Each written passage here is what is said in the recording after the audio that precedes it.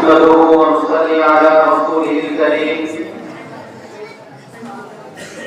آج 15 اگست ہے، ہمارے ملک کی آزادی کا دن۔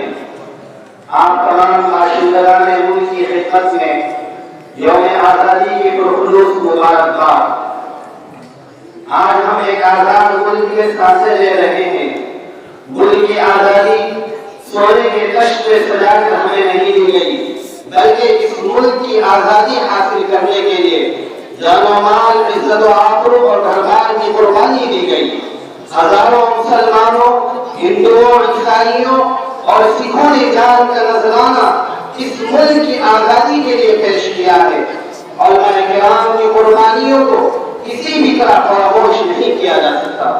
انہوں نے سب سے پہلے اس ملک کی آزادی کے لیے آواز لگائی تھی اور انہوں نے اپنے آپ کو اس ملک کی آزادی کے لیے قربانی کے مرحلوں سے گزارا۔ دارالحسن کو انہوں نے اپنے لبوں سے چوما، تخت دار پر لٹکائے گئے، دور کے گولوں کے ساتھ انہیں ڈالا گیا۔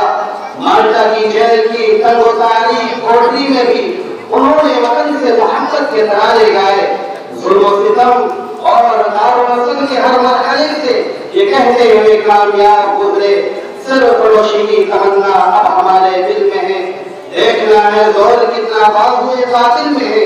ہمارا کام یہ ہے کہ چلاتے چلو چراغ، جہاں تک ستم کی یہ سیاہ راہ چلے۔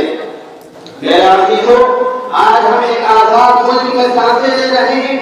آزادی کی اس نعمت پر ہم جتنا شکر ادا کریں کم ہے، مگر اس وقت ملک کے جو حالات ہیں ان کو دیکھ کر دل میں قرار اور آنکھیں اشکبار ہو جاتی ہیں۔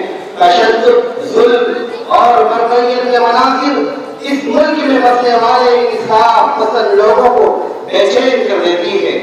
جب درندہ صفت انسان ایک خاص جماعت کے مکار و گنڈے راہ چلتے لوگوں کی جان کے ضربے ہو جاتے ہیں، جب چھوٹے چھوٹے بچوں کے سروں سے شاید سائے شفقت اٹھا لیا جاتا ہے، تو مجھے ایک اختیار خیال دل میں آتا ہے کہ ہم اس ملک کی آزادی کے باوجود غلام ہیں، نفرت کے غلام، تعصب کے غلام، فرقواریت کے غلام۔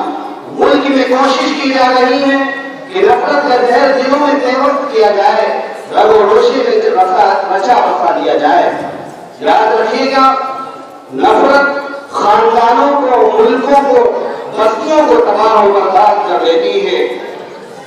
میرے پیارے ملک کے باشندوں، اپنے آپ کو ظلم و تشدد سے دور رکھو، محبت کے پیغام کو عام کرو، نفرت سے اپنے آپ کو دور رکھو، ہر قیمت پر اس ملک کی گنگا جمنا تہذیب کی حفاظت کرو۔